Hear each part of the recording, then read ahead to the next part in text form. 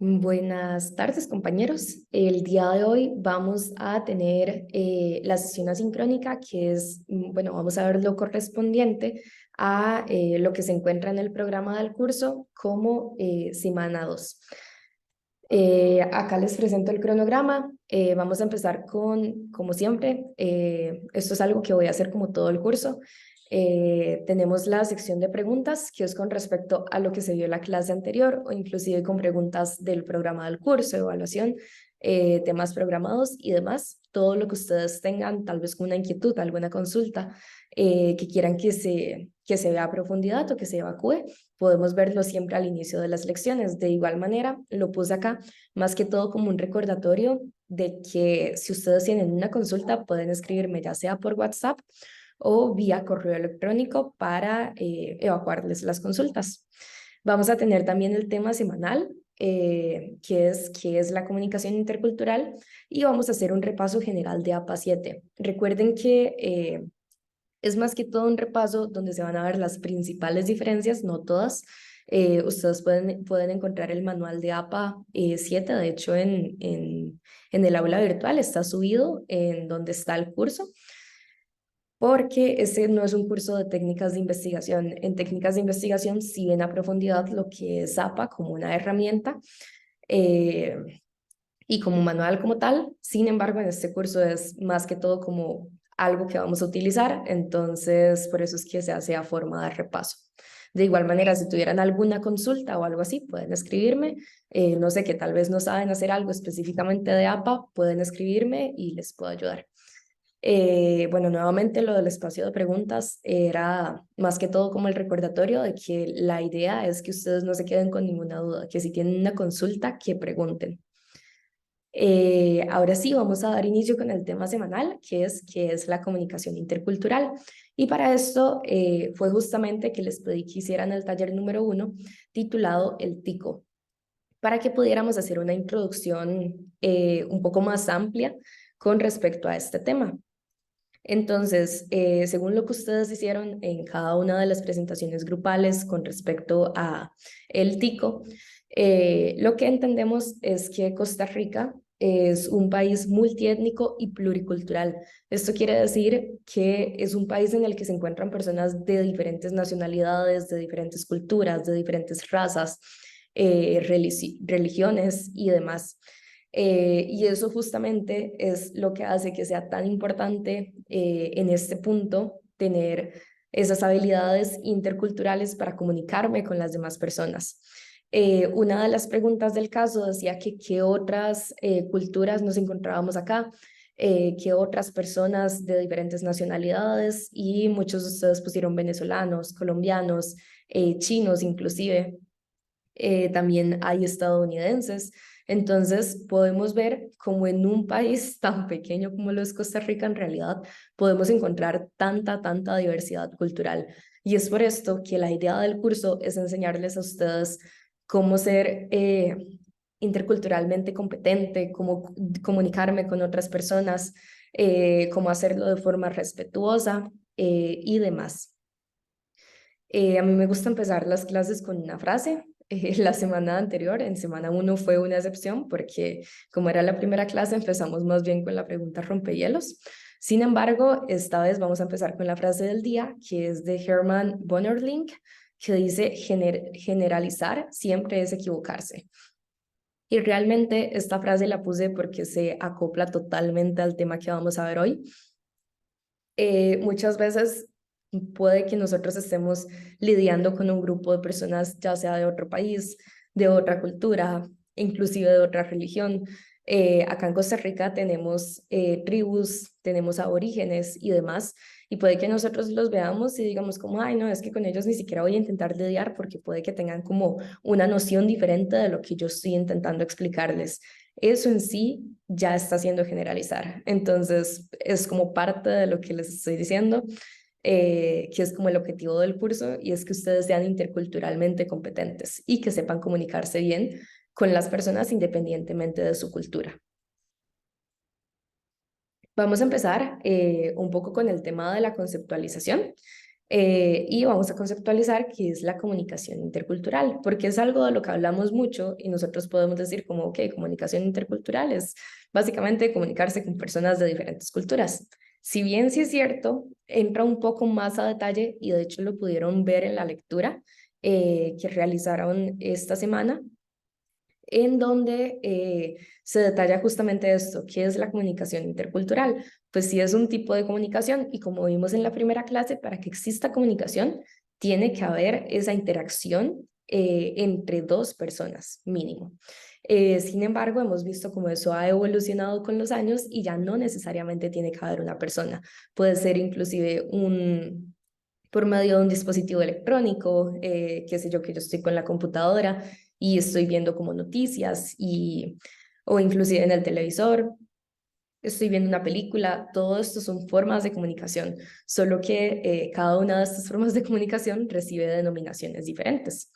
Pero en este caso, como estamos hablando de la comunicación intercultural específicamente, nuevamente podemos decir que es la comunicación que se da entre personas o grupos de diferentes culturas, que es lo que dice acá. Sin embargo, también indican que hay comunidades que han tenido diferentes experiencias culturales. Entonces, no necesariamente yo tengo que decir, ok, bueno, si mi cultura es como la cultura costarricense, quiere decir que si me voy a Brasil, por decir un ejemplo, la cultura de ellos va a ser diferente y ahí puede que haya un choque o roces culturales. Esto no necesariamente tiene que ser así. A veces pasa dentro de una misma comunidad y ustedes pueden ver que tal vez no se les ha pasado que ustedes tienen como ciertos valores, ciertas costumbres y el vecino a la par de ustedes es una persona completamente diferente. Solo eso ya empieza a generar lo que sería comunicación intercultural. Entonces, acá dice que en estos procesos de comunicación se intercambian e interpretan diferentes señales y mensajes propios de cada participante. Entonces, cada persona tiene su forma diferente de comunicarse. Básicamente, nosotros hacemos comunicación intercultural en nuestro día a día. Puede ser en los entornos de trabajo, puede ser en mi comunidad, puede ser inclusive con mi familia. Se comportando de una forma y tal vez mi hermano se comporta de una forma completamente diferente. Ok, con respecto a esto, bueno, esto es como una pregunta que yo les hago, en este caso como la sesión es asincrónica, pues lo están viendo y les voy a hacer como el comentario. Si bien existe como la comunicación intercultural, hay cosas que siempre están generalizadas en todo el mundo. Yo puedo decir como, ok, estas cosas son como muy propias mías, entonces si yo voy, bueno, qué sé yo, algo que es muy latino, pensaría yo, en general, es que nosotros andamos con zapatos en todo lado, si nos invitan a una casa, nosotros entramos con zapatos, salimos con zapatos y todo bien. Pero hay países europeos e inclusive en Asia, en donde más bien entrar con zapatos a la casa es una falta de respeto terrible y uno tiene que quitárselos siquiera para poder pasar la puerta.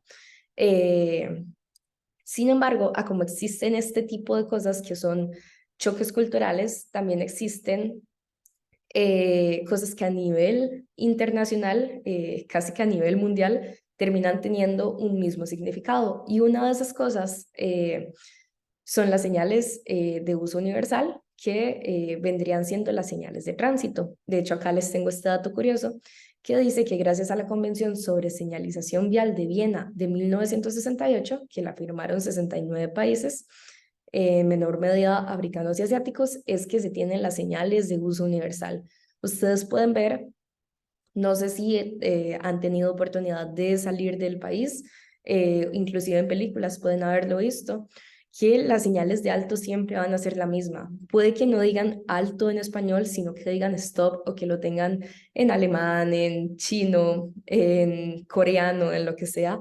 Siempre va a ser la misma señal roja con esta orilla blanca.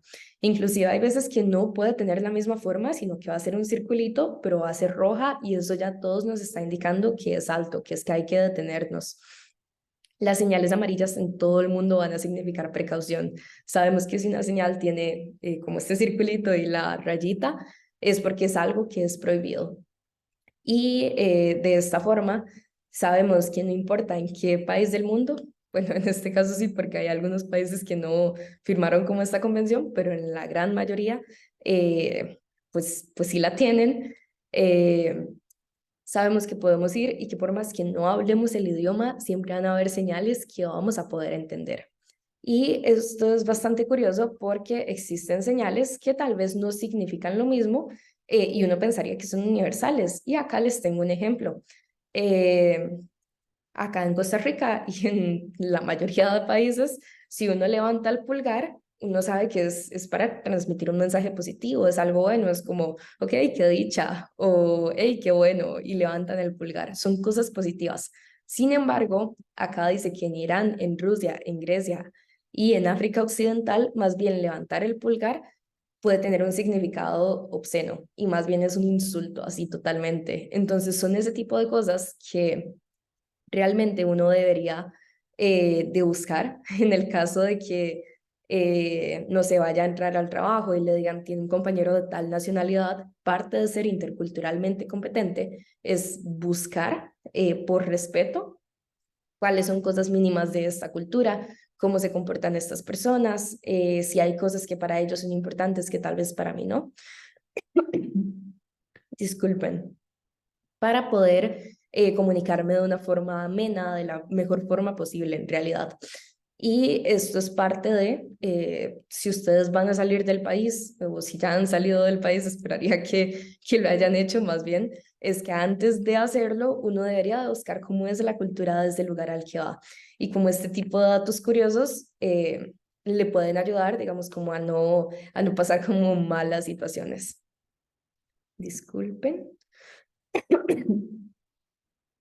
Asimismo, les voy a presentar en esta diapositiva cuáles son características de la comunicación intercultural. Existen muchas características, sin embargo, a mí me pareció como que era pertinente poder resumírselos en estas cuatro, que es que el primero dice que entre más elementos se compartan, más fácil será. Esto va relacionado a lo de las señales de tránsito. Ok, el hecho de que ya tengan las mismas señales de tránsito que yo utilizo acá en Costa Rica ya es una ventaja que yo tengo. Si compartimos el idioma, ya es otra ventaja. Si tenemos, digamos, educaciones similares, si compartimos la misma religión, los mismos valores, son ventajas que a mí me van facilitando esa comunicación intercultural. No quiere decir que si no comparto nada, me va a ser difícil, sino que en ese caso, como es acá, hay que respetar no solo las similitudes, sino también las diferencias. También hay que tomar en cuenta las diferencias lingüísticas. Como les digo, pues nosotros hablamos español. Si yo voy a Panamá o a Nicaragua, que son los países vecinos que tiene Costa Rica, todos vamos a hablar español. Tenemos una cultura que si bien es diferente, tenemos ciertas similitudes y la principal es que compartimos la misma lengua. Entonces yo ahí ya tengo una ventaja sobre una persona que, por ejemplo, venga de Canadá, de Estados Unidos, de Rusia, de Brasil, de cualquiera de esos países que están hablando un idioma completamente diferente. Y la cuarta característica que me pareció importante resaltarles es que un mismo discurso puede tener distintos significados. Y esto es justamente lo que les explicaba con el tema de las señas. Puede que yo acá levante el pulgar y que la gente diga, ok, es bueno, me está levantando el pulgar. Puede que yo esté así como en la acera y que al frente vea como a alguien, es un conocido y le levanto el pulgar y ya saben que es como algo positivo, que sí nos conocemos, que todo bien. Pero si yo hago eso en alguno de los países que mencioné anteriormente, lo van a tomar como algo completamente diferente. Entonces, es parte de las características que tiene la comunicación intercultural. Esto es como un dato importante en realidad con respecto a la interculturalidad. Es para que lo tengan presente más que todo. En el mundo hay más de 7 millones de personas. Esto quiere decir que existen muchísimas culturas y como yo les digo, no es solo decir como, bueno, yo soy costarricense y esta persona es panameña. O sea, con solo eso sé que hay bastantes diferencias culturales, pero también hay que tomar en cuenta justo lo que vimos al inicio de la presentación, que es que las personas no necesariamente por ser de diferentes países es que ya van a tener como estas diferencias culturales. Puede que tengamos muchas similitudes y que más bien con mi vecino del frente tenga una cultura completamente diferente a la mía, por más que vivimos inclusive en la misma comunidad. Entonces es solo como un datillo por ahí que me gustó como mencionar para tomar en cuenta lo importante que es la interculturalidad. Ok, ahora tenemos la importancia de la comunicación intercultural y lo resumí básicamente en estos 3 puntos. El primero es por la diversidad, que es como el que todos pensaríamos, que dice que cada cultura tiene diferentes características, idiomas, dialectos, costumbres, valores, entre otros. Entonces, básicamente, esto lo que hace es, bueno, es algo que me parece de hecho más bien bonito, que todas las personas somos diferentes. Puede que todos estemos viviendo en un mismo país y compartamos el mismo idioma, tengamos hasta los mismos dialectos, digamos, en el caso de Costa Rica puede que todos usemos como los costarriqueñismos similares, sin embargo que las costumbres sean completamente diferentes o que los valores hasta dentro de una misma familia varíen. Y esto lo que genera es diversidad, que todos seamos diferentes. También tenemos que genera conocimiento. Esto es un punto bastante importante en realidad, porque la interculturalidad permite que los individuos compartan y que no se aíslen. Es decir, si yo tengo un compañero nuevo de trabajo que sé que ni siquiera vivía acá, sino que es una persona que le tocó venirse de otro país para trabajar en esta empresa, ok, no lo voy a hacer a un lado. La idea es que esta persona no se aísle, que yo la pueda como introducir a mi grupo y viceversa. Y como les ponía este mismo ejemplo, tenemos sobre la línea el del ámbito profesional. Y es que la interculturalidad nos ayuda a generar mejores oportunidades. De verdad, si ustedes son una persona interculturalmente competente, ustedes pueden estar casi que en cualquier lugar del mundo, que si ustedes saben tener ese respeto, esa disposición por querer aprender más de diferentes culturas, por ver cómo me comunico bien con otras personas, ustedes saben que les va a ir bien.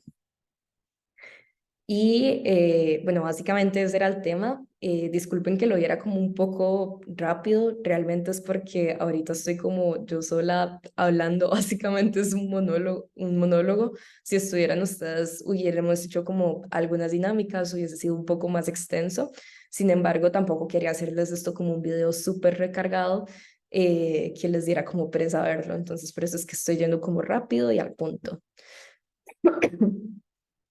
Con respecto al formato APA 7, vamos a hacer como este repaso general y voy a empezar por definir qué es APA.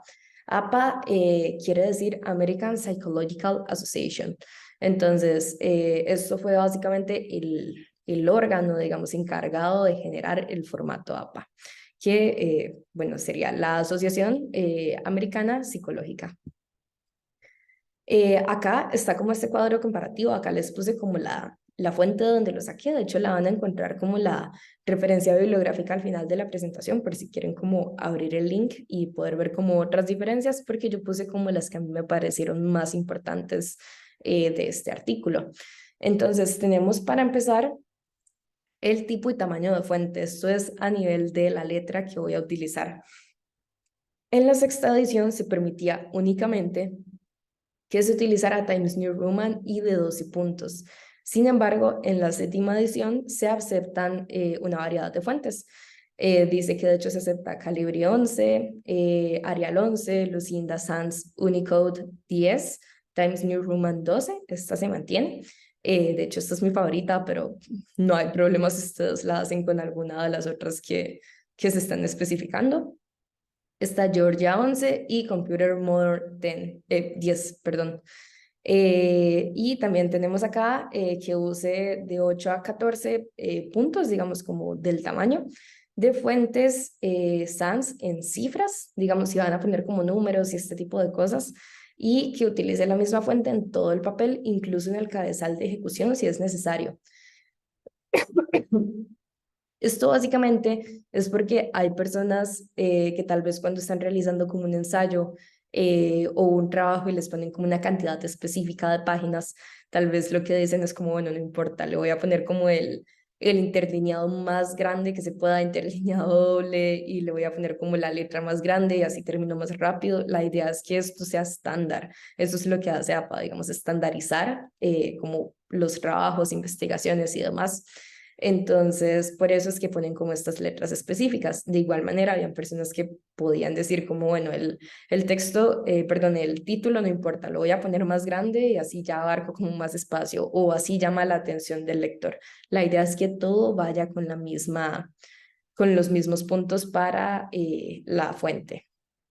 Con respecto a los márgenes, en la sexta edición teníamos que al menos 1 pulgada e igual en todos los lados podría ser mayor que 1 pulgada. Sin embargo, en la séptima edición dice que es 1 pulgada en todos los lados. Es decir, si la hoja es así, arriba tiene que tener 1 pulgada, abajo otra y a los laterales también 1 pulgada de cada lado. La portada en la sexta edición no tenía excepciones para un trabajo de estudiante. En la séptima edición dice que no tiene como esto, ay, esto es como lo que se pone en la parte de arriba de la hoja que va como sobre el margen. En este caso no se estaría poniendo. Qué vergüenza, ya les indico el nombre. De hecho, voy a abrir Word y aquí lo van a ver como conmigo para poder confirmarlo. Sería lo que va en el encabezado. Ya no es necesario poner los encabezados. Digamos, no va como el encabezado en la portada, más bien. El título va con el mismo número de letra, sin embargo, el título del trabajo que se esté haciendo en la portada se pone en negrita y se pone una línea adicional de doble espacio antes del nombre del autor. Y también tiene diferentes instrucciones según la afiliación. Esto quiere decir que puede que cada universidad haya desarrollado su propio título, perdón, su propia portada. En el caso de nuestra universidad, ustedes pueden encontrar el manual de lineamientos para presentación de trabajos académicos también en el aula virtual. Entonces de ahí lo pueden descargar y pueden ver cómo es que se hace una portada. Ok, tenemos algo importante, que es el uso de el et al. Este famoso et al en APA 6 se ponía cuando una cita tenía 6 autores o más. Y en la segunda cita, si habían de 3 a 5 autores. En cambio, en APA 7, como eso era un poco más tedioso, tal vez si había que estar como contando la cantidad de autores y todo eso, en APA 7 lo que establecieron es que el et al se pone en todas las citas de un trabajo con 3 o más autores. Esto quiere decir, por ejemplo, si yo estoy diciendo, citando en mi trabajo, por ejemplo, que Lucía Cuevas, José Pablo Quesada y no sé, qué vergüenza, Lucía Cuevas, José Pablo Quesada y Dayan Soto decidieron hacer un artículo de investigación, ya no tengo que poner como según Cuevas, Quesada y Soto, entre paréntesis el año, obviamente, 2022, por dar un ejemplo, la interculturalidad es esto, esto y esto. Ya no tengo que poner todo eso, sino que pongo, en este caso sería el autor con la inicial, digamos, más cercana, como en el orden alfabético, en este caso sería Cuevas, entonces pongo según Cuevas, et al, punto, abro paréntesis, 2022,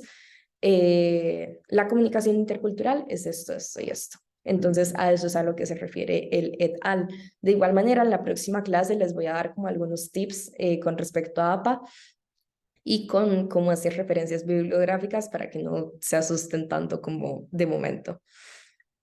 Y lo otro que me parece importante recalcar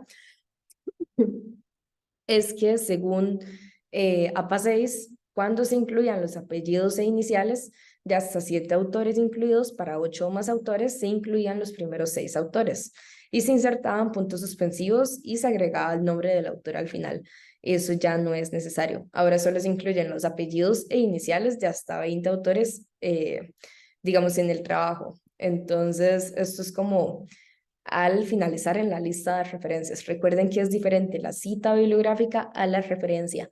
La cita es lo que yo pongo como en mi trabajo escrito cuando estoy diciendo, Lucía Cuevas dijo tal cosa, José Pablo Quesada dijo esta cosa, y abro como, bueno, ya no es necesario abrir las comillas, solo si son menos de 40 palabras. Si son más, no es necesario, lo que se hace es que se parafrasea, pero ya no es como, digamos, esa sería como lo que vendría siendo la cita. Y después en la referencia yo pongo Cuevas, L, punto, 2022, punto, el nombre del artículo. Si es electrónico pongo el link y si no tengo que llenarlo como según lo que está estableciendo el manual de APA. Pero como les digo, eso lo vamos a ver detalladamente en la clase de el miércoles 16, para que todo esto quede más claro. Como les dije, esto es más que todo un repaso y era como los puntos que a mí me parecían más importantes, que era como las cosas que más habían cambiado. Sin embargo, lo podemos seguir viendo después a fondo y como les estoy indicando, de verdad, en el aula virtual tienen todo el manual de APA, entonces ahí pueden revisarlo cuantas veces quieran. Y, ay, qué pena, no sé por qué no se me está pasando como la diapositiva a la final. Sin embargo, esta presentación la pueden encontrar en el aula virtual. Entonces, esa sería la clase asincrónica relacionada a la semana número 2 del curso. Buenas noches.